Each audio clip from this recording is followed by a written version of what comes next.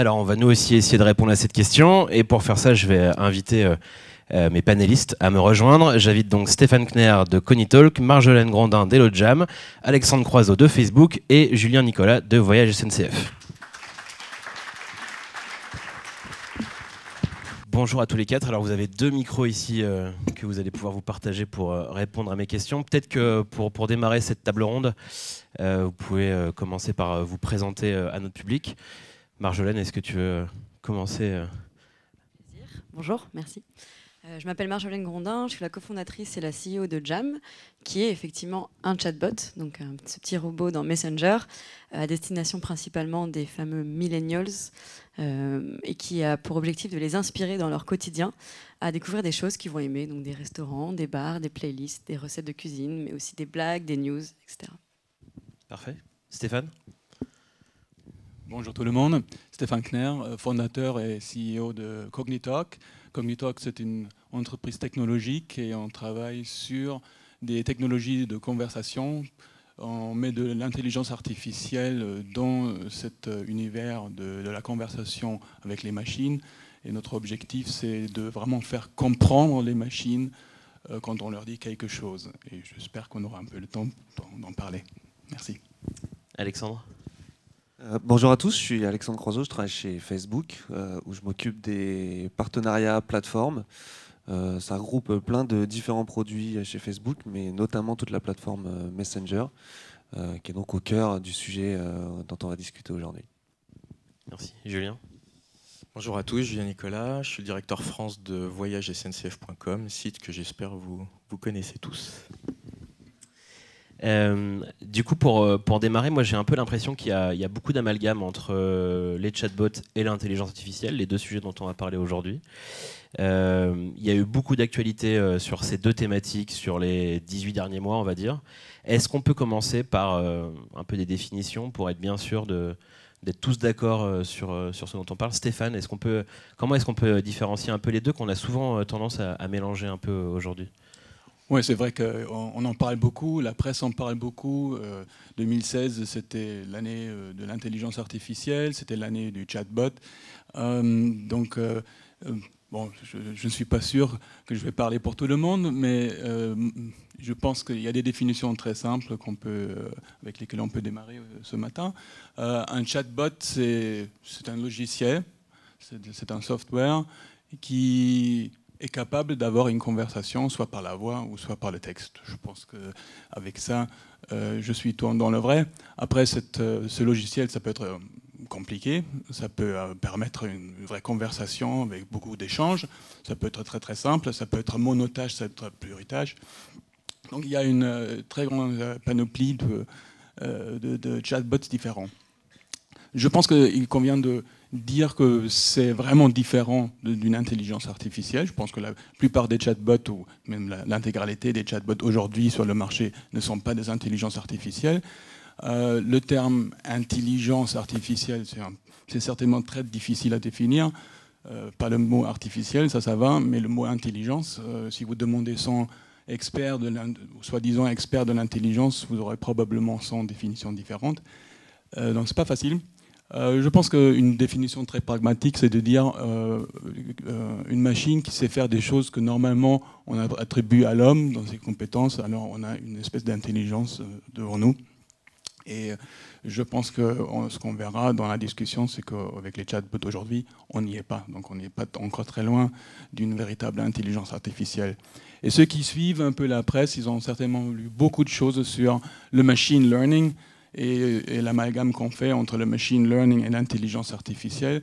Pour moi, c'est vraiment pas la même chose. Ça fait 30 ans que je travaille dans le machine learning. Je prétends pas avoir fait jusqu'à présent de l'intelligence artificielle. Donc le machine learning, c'est des technologies, c'est des outils mathématiques et informatiques avec lesquels on fait apprendre à des machines, à partir d'exemples, une tâche. Et lorsqu'on fait ça très très bien et lorsqu'on va très loin là-dedans, on va peut-être pouvoir tout doucement aller vers ce qu'on appelle de l'intelligence artificielle. Donc des termes très différents et je pense que c'est effectivement utile qu'on les sépare. Du coup, ça veut dire que finalement, les chatbots qu'on utilise aujourd'hui, ils sont a priori pas très différents de ceux qu'on pouvait utiliser il y a déjà 15 ans ou 20 ans pour ceux qui qui chattaient sur IRC, dont je peux faire partie par exemple. Pourquoi est-ce qu'il y a un peu ce nouvel engouement depuis un an et demi? Qu'est-ce qui a changé et qu'est-ce qui a fait que c'est redevenu un peu sur le devant de la scène?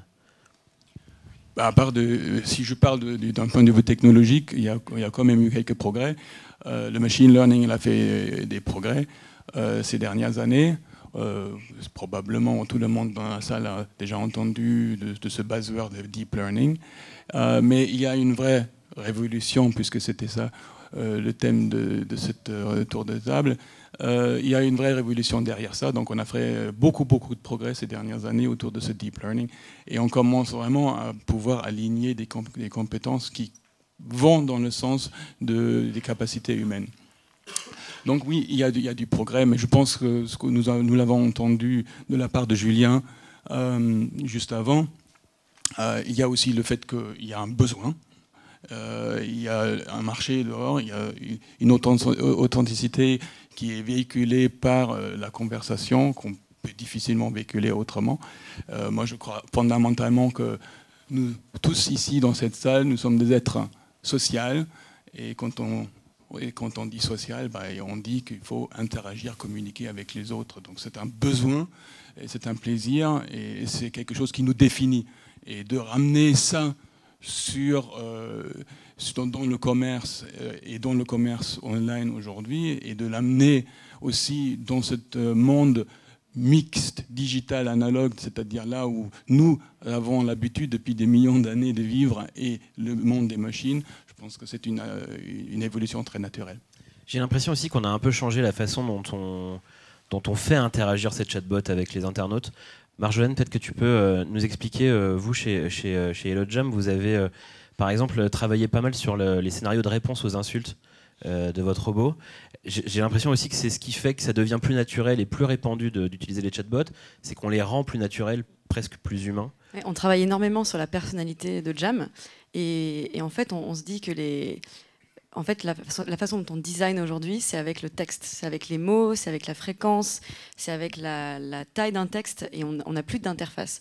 Donc toute la personnalité, toute l'identité, j'irais dire presque visuelle en fait, de la marque Jam, elle passe par le texte, elle passe uniquement par la conversation. On n'a pas d'autre plateforme que celle qu'on a au sein de Messenger. Et on sort presque toutes les semaines une nouvelle, on appelle User Delight. Donc ces petites choses en fait qui vont améliorer l'expérience. Et c'est pas juste du sucre en fait, c'est vraiment ça qu'on vient chercher, et c'est ça qui change l'expérience qu'on a avec une application, avec celle d'un bot.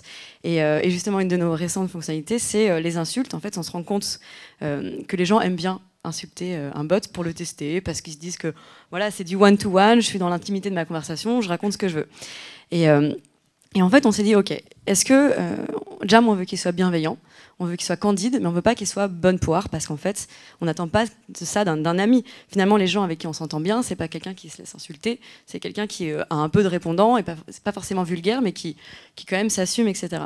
Et donc, ce qu'on a fait, c'est que si quelqu'un, vous pouvez tester, et parfois des gens testent à côté de moi, c'est super bizarre à voir, mais si on insulte Jam, la première fois, il répond en disant sérieux, ou est-ce que je t'insulte, moi, ou parfois il dit toi-même, avec un point d'interrogation. Et si vous le réinsultez dans les heures qui arrivent ou dans les minutes qui arrivent, il dit ok, tu l'as mérité, je te parle plus, et un petit emoji de je m'en vais. Et en fait, ce qu'il fait là, et donc là je révèle, du coup ce sera moins frustrant si vous testez, mais pendant 2 heures précises, il vous bloque. Il boude. Il boude, il répond plus du tout. Et là, c'est génial. C'est-à-dire qu'on regarde les conversations, et en fait on passe de quelqu'un qui vraiment parfois les insulte, enfin je n'oserais même pas les dire ici, des trucs, les gens ils se lâchent parce que... Et en fait là, il passe à excuse-moi, je t'aime, pardon, j'ai vraiment besoin d'un resto. Réponds-moi, inspire-moi, dis-moi quelque chose. Je promets de surveiller mon langage dans les heures à venir. Quelqu'un qui avant s'exprimait en... C'est vraiment, on change du tout au tout. Les gens deviennent super créatifs. Il y a quelqu'un qui, il y a quelques jours, a envoyé NTM à Jam. Et Jam lui dit, ok, tu as mérité, je te parle plus. Et la personne a répondu, excuse-moi, je voulais écrire NEM, donc N-E-M, je voulais écrire NEM, pardon, excuse-moi, typo, je suis désolée, reviens, je t'aime. Et en fait, on arrive à créer la frustration, créer l'engagement, créer une relation qui est très différente de je suis dans un moteur de recherche ou je suis dans une application avec une carte, etc. quoi.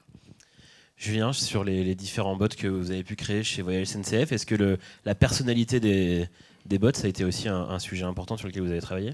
Oui, absolument, c'est très important. Je rejoins complètement ce qui était dit là précédemment. Je pense que le chatbot, nous, ce qui est intéressant, c'est que c'est une nouvelle interface, c'est une nouvelle façon d'interagir réellement avec nous. Et on le prend vraiment comme ça, c'est-à-dire ça vient remplacer, par exemple, ce qui était fait par un moteur de recherche classique pour rechercher des billets de train. Et effectivement, on voit très vite que comme c'est une interaction, comme on a l'habitude de l'avoir en fait dans une conversation, les clients vont tout de suite lui parler, voilà, comme on le fait dans la vraie vie. Et donc on trouve effectivement tous ces signes de ultra-personnalisation, de blagues. C'est-à-dire que oui, il y a des insultes, et nous aussi on a travaillé sur comment notre chatbot devait réagir à ça, mais il y a aussi énormément de choses positives. C'est-à-dire que le chatbot est remercié. Donc très vite, il y a effectivement une nouvelle relation qui s'installe avec cette nouvelle interface.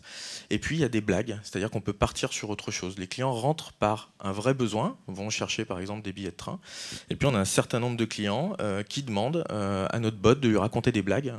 Et donc notre feature team a travaillé effectivement sur des connaissances liées à ça, et on a pas mal de blagues en stock, et vous pouvez d'ailleurs tester notre bot là-dessus, il est assez bon.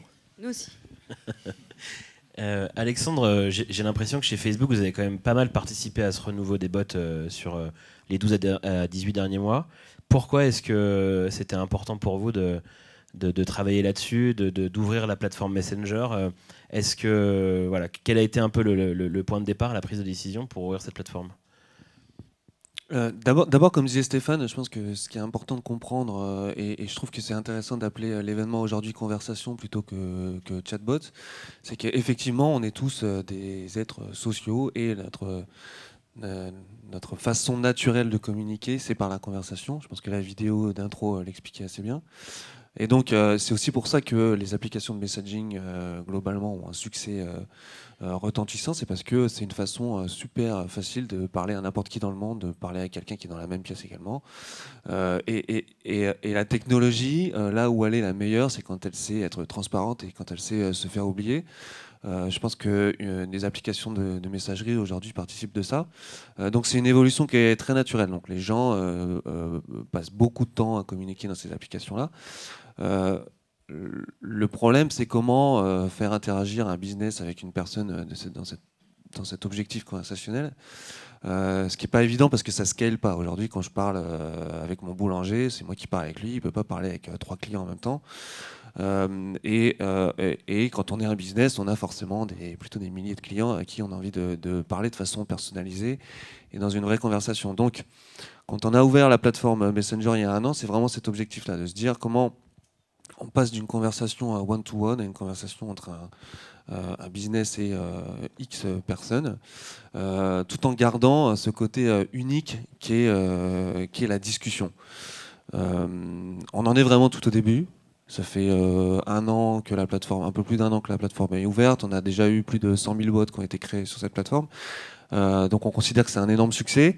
On considère aussi que cette évolution naturelle autour de la conversation, elle doit être accompagnée de l'évolution technologique. Effectivement, les chatbots qui peuvent aujourd'hui répondre de manière très précise à des conversations avec un humain restent limités, ça reste un vrai challenge. Heureusement, il y a beaucoup d'évolutions en termes de machine learning, en termes d'intelligence artificielle qui nous permettent justement de faire scaler ces notions de conversation et de discussion. Je pense notamment à Yann Lequin qui est le boss de l'intelligence artificielle chez Facebook et qui me racontait que ça fait 30 ans qu'il bosse sur des algorithmes de machine learning, intelligence artificielle, et que c'est seulement maintenant, 30 ans après, qu'il peut effectivement mettre en pratique les algorithmes qu'il a écrits à 30 ans, parce que la technologie n'existait pas à l'époque. Donc il se trouve heureusement que les algorithmes qu'il a écrits étaient les bons et qui fonctionnent aujourd'hui. Mais on en est vraiment dans cette étape-là, de se dire la technologie vient soutenir et vient faire scaler cette notion de conversation qui, pour nous, est quelque chose de très très naturel. Et alors du coup, quand les marques avec qui vous travaillez viennent vous voir pour développer des chatbots, qu'est-ce qu'ils souhaitent faire? C'est quoi un peu les grandes familles de chatbots qu'on a aujourd'hui sur votre plateforme? Alors c'est très très varié. Ce qui est puissant avec la plateforme Messenger, c'est que on peut adresser vraiment toutes les problématiques d'un funnel utilisateur, de l'acquisition à l'engagement, à la conversion, au customer support. Enfin, on peut vraiment tout adresser. Donc la difficulté en fait pour les marques qui viennent nous voir, c'est de comprendre quels sont leurs enjeux et comprendre comment cette plateforme Messenger et comment le conversationnel en général peut adresser leurs problématiques spécifiques. Évidemment, les choses qui marchent très très bien, c'est le customer support, où vraiment toute la relation client peut être prise en main au sein de l'application Messenger et de chatbot ou de conversation avec des humains. Ça permet d'avoir des temps de réponse qui sont beaucoup plus efficaces, de répondre plus rapidement à la problématique des utilisateurs. Après, il y a aussi toutes les notions de ce qu'on appelle post-purchase. Donc, j'ai fait un achat, j'ai booké un hôtel ou un train, et derrière, je peux recevoir mon billet dans Messenger, je peux faire une modification de Messenger. Enfin, c'est en fait souvent des cas où la récurrence est limitée, où j'ai pas forcément envie d'aller sur un site web ou de télécharger une application pour ce use case spécifique. Et c'est là que Messenger a toute sa force. C'est les raisons qui vous ont poussé, Julien, à développer plusieurs bots sur Messenger? Alors, effectivement, nous, on avait pas mal d'objectifs derrière. Et dans ce que dit Alexandre, on se retrouve sur pas mal de points. Il y a un premier point, c'est la relation, effectivement, la relation client et le service client, le support client.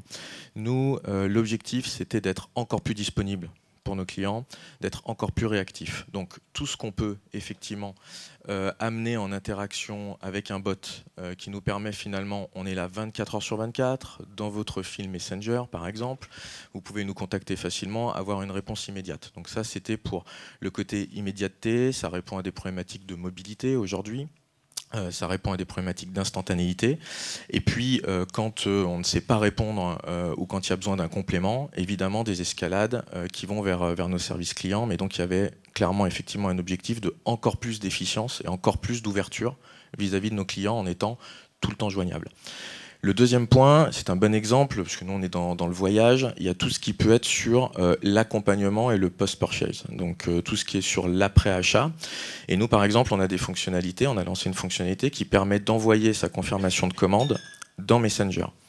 Et ça a été aujourd'hui utilisé plus de 100 000 fois par nos clients. Ça leur permet de retrouver leurs références de dossier, d'accéder à leurs billets très facilement, aussi depuis le fil Messenger, que les clients utilisent des centaines de fois par jour, parce que c'est là où ils vont pour converser avec leur univers, avec leurs amis. Et donc ça, c'est une facilité donnée aux clients de retrouver très facilement. Une deuxième facilité, c'est que si j'ai besoin de faire un échange, une modification, si j'ai un problème, si j'ai une question, je rebondis dessus et je suis escaladé vers un conseiller. Et donc, je peux suivre mon fil comme ça. Le troisième point qui pour nous est très important, c'est évidemment le business. C'est comment est-ce que ça peut nous aider à développer nos ventes. Et je l'ai déjà dit tout à l'heure, nous on le voit comme une nouvelle interface. Et on travaille vraiment sur le conversationnel parce que c'est une nouvelle façon d'accéder à nos produits et de pouvoir profiter d'une expérience pleine, entière avec nous. Et donc en fait, on a lancé un bot de réservation sur lequel vous pouvez là directement chercher un train. Bonjour, je souhaiterais partir après-demain pour Nantes. Et vous pouvez très facilement là poser du coup une option. Et aujourd'hui, on a 17 000 clients qui déjà ont utilisé ce bot. Et là, il y a clairement un objectif pour nous de se positionner dans le développement du business.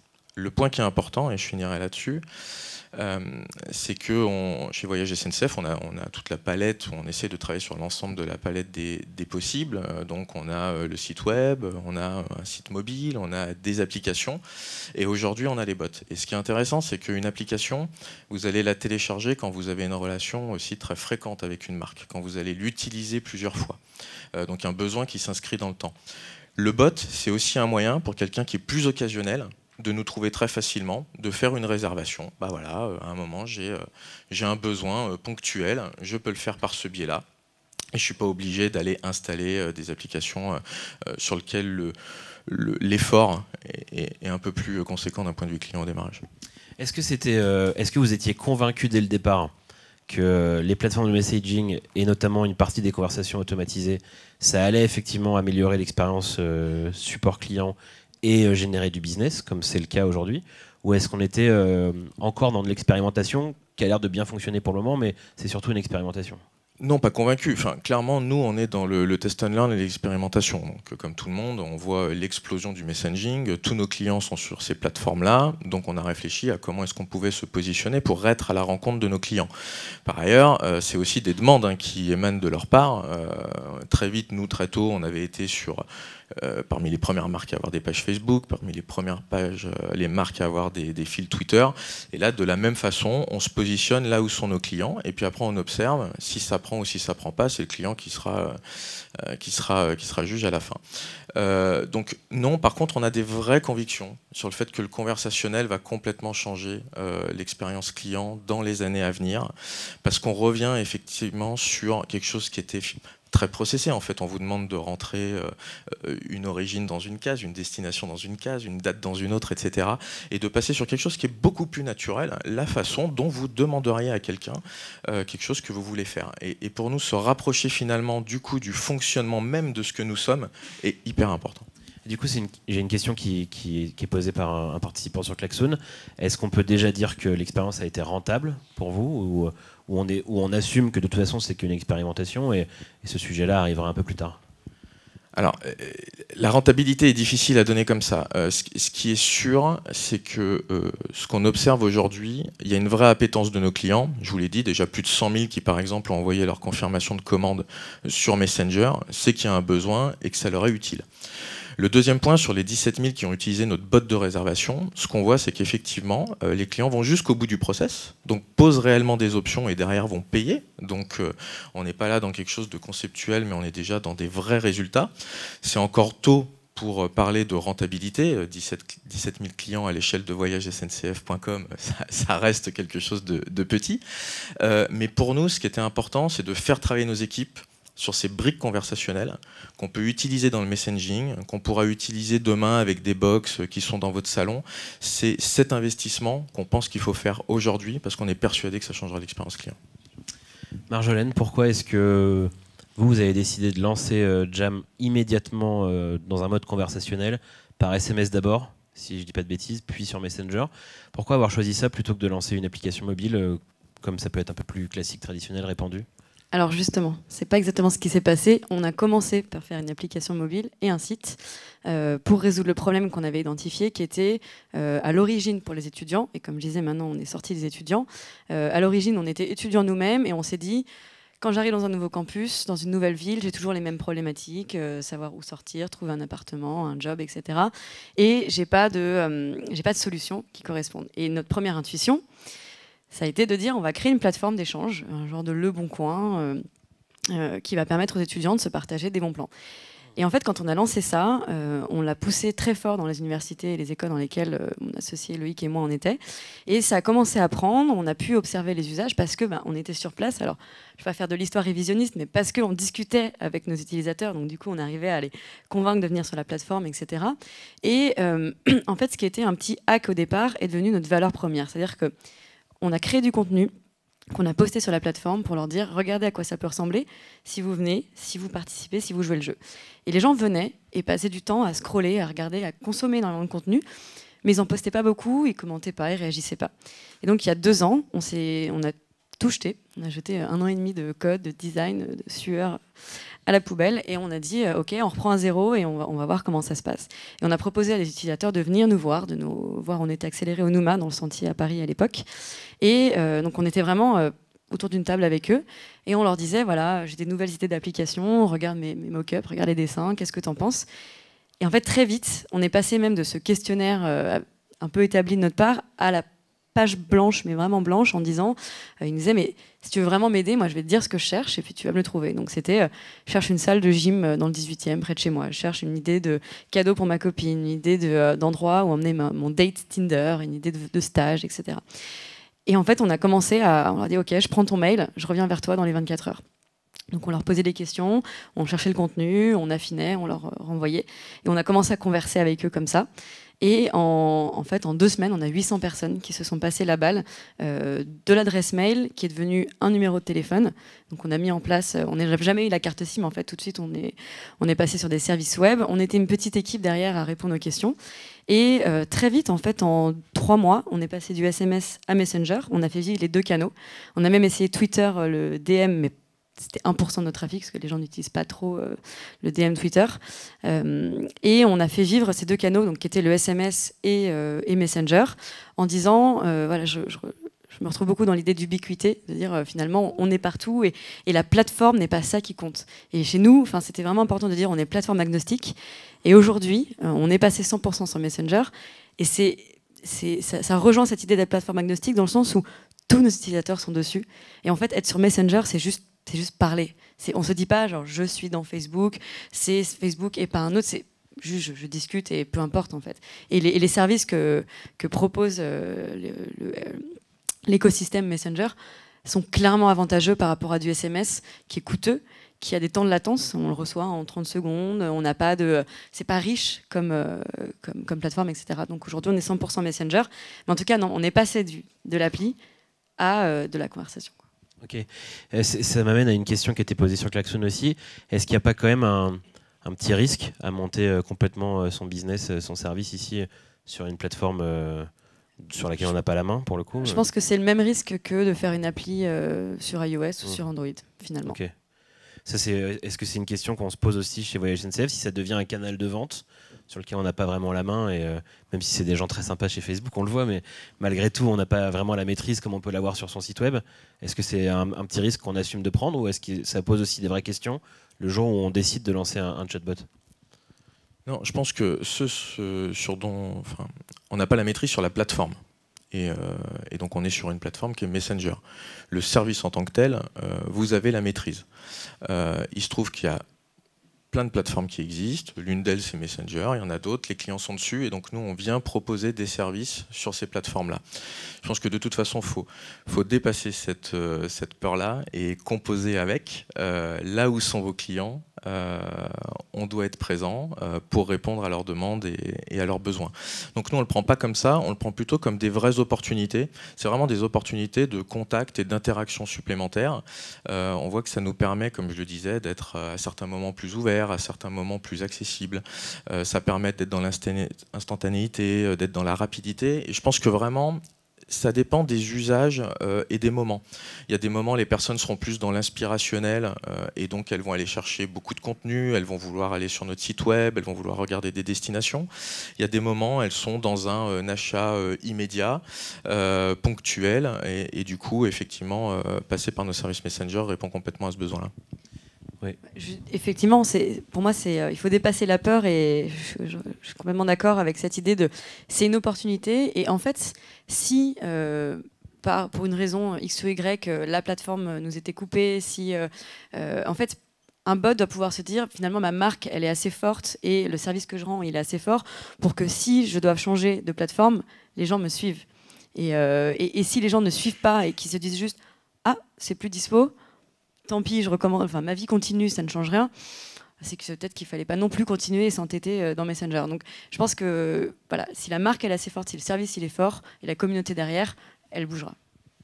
Alexandre? Ouais, je pense qu'il y a un truc important aussi, c'est toute la plateforme Messenger, quand on l'a ouverte l'année dernière, on travaille beaucoup avec les partenaires qui nous aident à construire cette plateforme et à savoir quels sont les besoins. On travaille beaucoup avec les équipes de Julien, on travaille avec Marjolaine beaucoup également, et avec plein d'autres partenaires qui sont en fait ceux qui nous disent à quoi devrait ressembler la plateforme et comment on doit la faire évoluer. On ne considère pas du tout, nous, Facebook, qu'on sait dans quelle direction on doit aller. On a vraiment besoin de comprendre quels sont les enjeux des business. Et tous les outils qu'on construit et toutes les évolutions qu'on fait au sein de la plateforme sont le résultat de discussions qu'on a avec nos partenaires, parce qu'on considère que c'est d'abord un service qu'on est en train de mettre en place et un service qu'on est en train de leur rendre. Comment est-ce que vous voyez le futur un peu pour tout ça? Alors du coup, quand on a préparé un peu cette table ronde, Alexandre, tu m'as beaucoup parlé des interfaces conversationnelles. Est-ce que c'est vraiment ce qui va s'imposer? Marjolaine, toi, tu avais plutôt tendance à dire que tout ça était très complémentaire. C'est quoi pour vous un peu la vision des prochains mois, des prochaines années sur ces sujets-là? Alors j'aimerais bien avoir une réponse précise à ça. Je pense qu'on va suivre l'évolution plutôt qu'essayer de la comprendre en avance. Ce qui est sûr, c'est que plus on se rapproche de la façon naturelle pour nous de communiquer, plus ça devient facile et plus ça devient évident, y compris pour des business d'être en contact avec leurs utilisateurs. Est-ce que ça sera au travers d'une application et de messages qu'on s'envoie? Probablement que ça ira bien au-delà de ça. On parlait de la voix tout à l'heure. On peut penser à la réalité virtuelle. Enfin, en tout cas, ce qu'on est en train de construire et l'intelligence artificielle qu'on est en train d'apporter et le language processing qu'on est en train de faire évoluer, c'est une base pour tout ce qui sera conversationnel demain, peu importe la technologie qu'on utilise. Quand je disais complémentaire, en fait, je pense que c'est même encore... Je suis très très convaincue de la conversation comme interface, à tel point que justement je pense que c'est même pas une question de savoir si c'est appli ou bot ou conversation, parce qu'en fait je pense qu'il va y avoir une hybridation totale où on va plus aller dans une application qui n'aura pas cette interface conversationnelle. Même des usages, par exemple Uber, aujourd'hui je prends un Uber, j'arrive sur une application, j'ai pas de conversation, mais en fait ce serait beaucoup plus naturel si je pouvais juste ouvrir une conversation et dire j'ai besoin d'aller d'un point A à un point B et proposez-moi et vous savez où je suis et en fait je m'en fiche de ça. C'est pas à moi de déplacer même par exemple l'application d'agenda. Oui, j'ai besoin de la voir, mais ce serait encore mieux si je pouvais, si le fil conducteur était toujours la conversation. Si je pouvais dire ajoute cet événement dans mon agenda, ok, c'est ajouté, on me pose des petites questions, est-ce qu'il y a un lieu, etc. Et hop, après je le visualise. Mais en fait, je pense que les apps se botifient et les bots s'apifient un petit peu. Quand on a commencé, nous, sur du SMS, on était 100% texte. Le plus qu'on avait, c'était des liens. Et encore qu'il n'y avait pas de rich media, etc. Et aujourd'hui, en développant sur Messenger, on se rend compte qu'on a énormément d'opportunités en plus qui viennent enrichir la conversation. Et donc finalement, la frontière, elle est de plus en plus floue. Et je pense qu'avec l'intelligence artificielle qui va arriver à permettre à l'utilisateur de faire des raccourcis et de ne pas avoir à mettre des mots dans des cases au bon endroit, etc. Mais juste dire, voilà, je te donne mes intentions et c'est à toi de les classer, etc. Là, c'est la machine qui fait le travail derrière. Finalement, on arrive dans une hybridation et on va plus se poser la question de app ou bot. Il n'y en a pas un qui va gagner, ça va être la conversation. Mais Julien, le côté je veux aller d'un point A à un point B, c'est finalement presque l'expérience du bot que vous proposez aujourd'hui. Est-ce qu'au-delà d'une expérience différente, peut-être plus occasionnelle, est-ce qu'on voit des avantages? Est-ce que par exemple, je sais pas, ça améliore la satisfaction des clients? Est-ce que les performances sont meilleures quand on passe par un bot par rapport aux autres canaux qu'on peut avoir aujourd'hui? Aujourd'hui, honnêtement, c'est encore trop tôt pour le voir. Après, c'est les convictions qu'on peut en avoir. Comme je le dis, nous, on est convaincus parce qu'on vient dans la façon naturelle que nous avons de chercher quelque chose ou de l'exprimer. Et en fait, c'est aller vers ce naturel-là. On a eu sans cesse envie d'améliorer l'expérience client dans les années. C'est encore notre moteur pour le futur. Et clairement, là, c'est on posait, c'était un peu le thème de notre conversation, c'était buzzword ou révolution. Les révolutions se font pas en un jour. Hein. C'est toujours un petit peu, voilà, ça prend du temps, il faut que ça monte. Mais moi, j'y crois vraiment parce que c'est une façon de rechercher, d'accéder, d'interagir qui est complètement naturelle. Et aujourd'hui, on a plein de signaux qui nous le montrent. On a eu effectivement l'explosion du messaging avec les différentes plateformes. On a une très forte augmentation des requêtes via commande vocale. On l'observe aux États-Unis sur les environnements Google. On a quand même une appétence des clients, ou en tout cas un réel intérêt sur les box qui commencent à se diffuser dans le monde pour commander des produits, pour interagir. C'est toujours aussi fascinant de voir les plus jeunes, des enfants, comment par exemple ils peuvent interagir avec un Siri. Moi, je crois vraiment au fait que tout ça nous aidera à améliorer l'expérience client et ça va réduire en fait l'effort que doit faire le client. Aujourd'hui, il fait un effort pour rentrer dans un process que l'on lui demande, dans un système, dans des cases. Demain, c'est exactement ce que disait Marjolaine, c'est les services qui s'adaptent du coup, et non pas l'humain au démarrage, pas le client qui doit s'adapter au système qui est en face de lui. Mais on voit que Internet, l'adoption a été massive, plutôt rapide.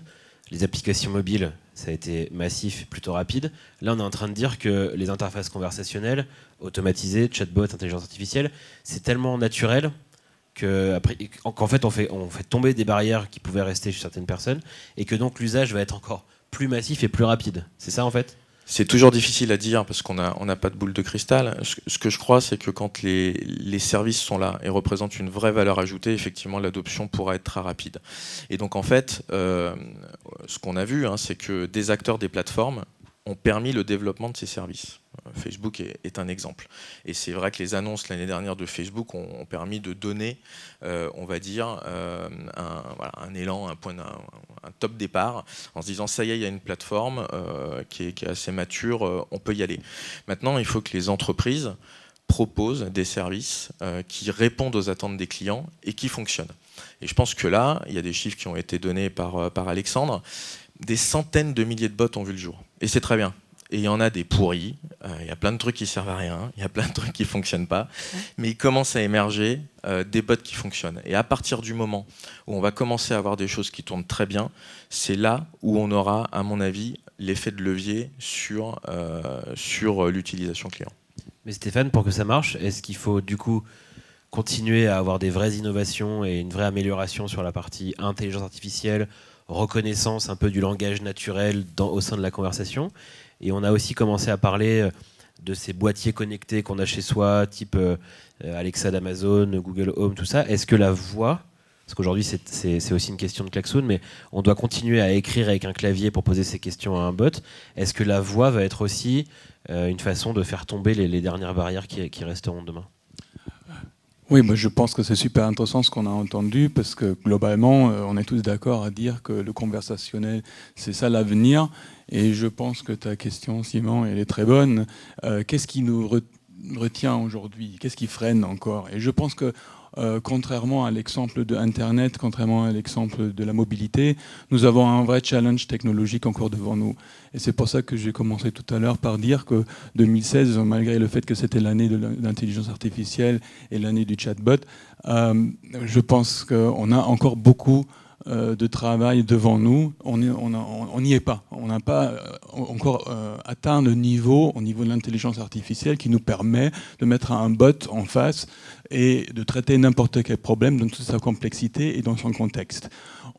Aujourd'hui, pour que ça marche, comme dit Julien, il va falloir simplifier le problème, il va falloir dire ok, ça ne fait que ceci ou que cela, donc je verticalise, je contrains le problème. Donc on est encore beaucoup dans l'état d'esprit, je bricole le problème pour que la machine sache le traiter. Et ça va évoluer. Comme je disais tout à l'heure, ça évolue relativement vite. Maintenant, il faut avoir des attentes réalistes. Ce n'est pas en 2017 qu'on va résoudre tous ces problèmes-là. Donc je pense qu'on verra des solutions de plus en plus. Il y aura de plus en plus de bots qui marcheront bien. On va étendre ça. Donc il y a une vraie évolution. Par contre, je pense qu'il faut faire attention, il ne faut pas surpromettre, il ne faut pas créer des attentes irréalistes aujourd'hui. Il y a encore des breakthroughs technologiques à faire qui sont devant nous et ce n'est pas une histoire de quelques mois ou de 3 ans. Je pense que l'échelle de temps pour vraiment y arriver à avoir un chatbot en face de nous avec lequel on dit « Ok, bah là je ne sais pratiquement plus distinguer entre un humain et un bot », ça c'est plutôt à l'échelle de 5 à 10 ans. Par rapport à ta question au niveau de la voix, je pense que ça, c'est un problème plus ou moins sous contrôle.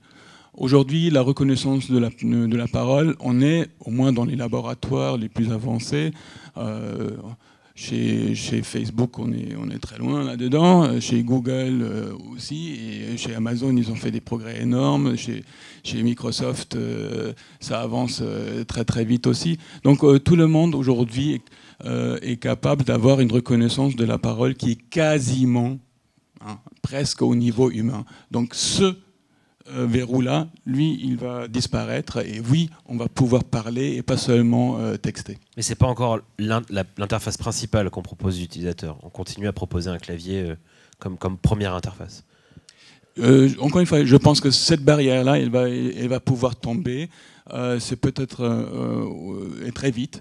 Je pense que ça, c'est dans les 12 à 24 mois, celle-là, elle va tomber. La voix deviendra l'interface principale. Voilà, et tu as cité Alexa, Google Home et autres. Donc on verra de plus en plus. C'est des produits qui ont beaucoup de succès, qui ont très très vite pris, qui se sont répandus très rapidement. Je pense que là aussi, ça va aller maintenant très très, très vite. Oui. Alexandre ? Oui, je pense en fait... on parlait dans les années 90 des interfaces homme-machine qui permettaient aux humains de parler avec des machines et de se faire comprendre. En fait, une interface homme-machine, c'est juste une barrière quoi, qui existe parce qu'on n'arrive pas à communiquer de façon évidente comme on peut le faire en discutant avec quelqu'un. Le but, c'est justement de faire tomber cette barrière-là. Je pense qu'effectivement, la reconnaissance vocale est quelque chose qui marche plutôt bien aujourd'hui. Le problème, c'est d'agir une fois qu'on a compris la phrase. Je pense que Siri est très bon pour écrire ce que je viens de lui dire, mais très mauvais pour me répondre quelque chose d'intéressant derrière. Donc la difficulté, elle est plutôt là. Elle est dans la compréhension et dans comprendre l'intention et pouvoir répondre correctement. Mais la simplification et la disparition des interfaces qui sont en fait des barrières entre l'humain et la machine, c'est vraiment le sujet du conversationnel et vers quoi on va. Donc on a vu que déjà aujourd'hui, il pouvait y avoir des vrais usages automatisés. C'est le cas chez Jam, c'est le cas aussi pour certains scénarios chez Voyage et SNCF. Est-ce que pour vous deux aussi, la prochaine étape pour conclure, ça va être de rendre des interfaces encore plus naturelles par la voix et de dialoguer directement à l'oral avec vos utilisateurs ? Julien ? Clairement oui, c'est d'ailleurs déjà possible sur notre application mobile. Vous avez la capacité de faire votre requête en vocal. Il y a un petit micro, vous le trouvez assez facilement quand vous arrivez sur la page d'accueil de l'application. Donc oui, c'est une des choses qu'on permettra à nos clients. Après, c'est jamais sans, comme je disais, l'imposer. Nous, on veut aller vers ce conversationnel parce que c'est ce qui est naturel. On propose, et puis après, on verra quelle est l'adoption réelle client derrière. Mais nous, ça nous intéresse pour lui faciliter son expérience. Et puis, je pense aussi, parce qu'avec iAdvice, derrière ces conversations, il y a aussi toutes les interactions qu'on a avec nos people, nos forces internes, donc c'est aussi tous nos conseillers, clientèle, etc. Je pense que le fait de passer sur cette partie conversationnelle, c'est aussi une richesse infinie pour nous, parce qu'il y a tellement plus de choses qui sont dites dans une conversation que dans remplir un formulaire de requête. Et ça, je pense que ça ouvre aussi un champ des possibles pour le futur qui est hyper intéressant. Marjolaine ? Je vais faire encore une fois le parti de l'hybridation, mais je pense que finalement texte, image, vidéo, voix, c'est pas ça qui est intéressant. Ce qui est intéressant, c'est la richesse et c'est le fait de pouvoir alterner quand on en a besoin.